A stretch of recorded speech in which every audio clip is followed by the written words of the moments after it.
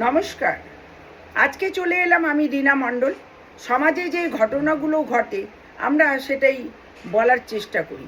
আমরা প্রত্যেক দিন খবর বা সোশ্যাল মিডিয়ার মাধ্যমে নানা রকম খবর বাংলার বা পুরো ভারতবর্ষ বা ইন্ডিয়ার খবর জানতে পারি। আর এখানে জানতে পারি বলে বলার চেষ্টা করি।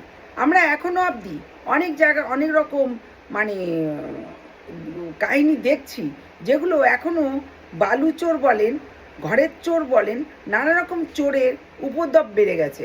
আমরা তৃণমূল আমলে শুনেছিলাম যে বালুচোর এখনও বালু চুরি হচ্ছে, এবং দেখেছি এই দিনের বেলায় পর্যন্ত চুরি ডাকাতি ছিনতাই হচ্ছে। আমরা রিসেন্ট দেখলাম যে একটি বাড়িতে দিনের বেলায় মহিলা কোথাও কাজে গিয়েছিল, বাড়িতে কেউ ছিল না, সেখানে চোর ঘরে এলোমেলো করে যা পেরেছে অনেক টাকা সোনা গয়না নিয়ে চলে গেছে। আমরা আরও দেখতে পেলাম সমাজে নানা রকম যে হকার উচ্ছেদ সেটি উঠানো হচ্ছে। আমরা দেখেছি পরশুদিন যে অগ্নিমিত্রা পাল কলকাতায় ফুটপাত থেকে তাদেরকে ধমকিয়ে উঠানো হচ্ছে। দেখলাম যে ফুটপাতে একটি মা তার বাচ্চার জন্য দুধ গরম করছিলেন, অগ্নিমিত্রা পাল সেখানে তাকে ধমকি দিয়ে কথা বলছেন। এরকম করে না বলাটাই ভালো, কারণ এদেরকে বুঝিয়ে সুঝিয়ে এদের একটি বাসস্থান অবশ্যই করে দেওয়া দরকার। বা এই ফুটপাতের মানুষগুলোকে ধমকিয়ে চমকিয়ে লাভ কোথায়? এরা থাকবে কোথায়? একবার কি আপনারা ভেবেছেন? যাকে তাকে যেখানে সেখানে ধমক চমক দেওয়া হচ্ছে, এইভাবে হয়তো চলে না।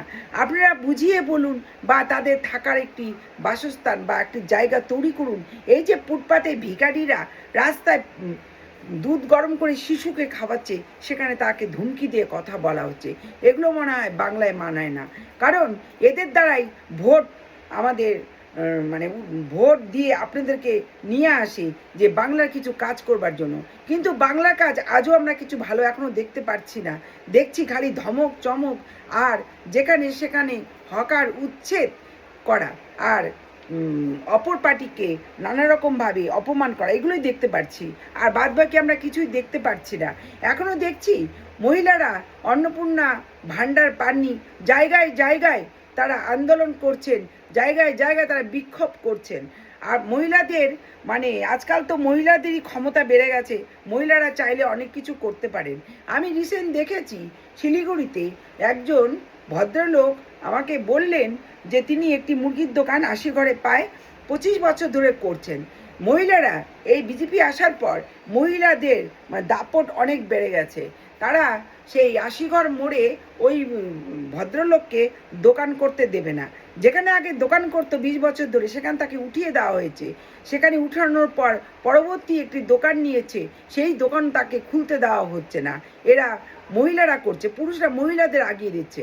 আজকাল মহিলাদের নানা রকম আন্দোলন বিক্ষোভ এবং অনেক কিছু আমরা দেখতে পাচ্ছি।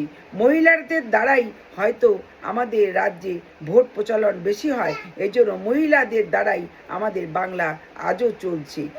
নমস্কার।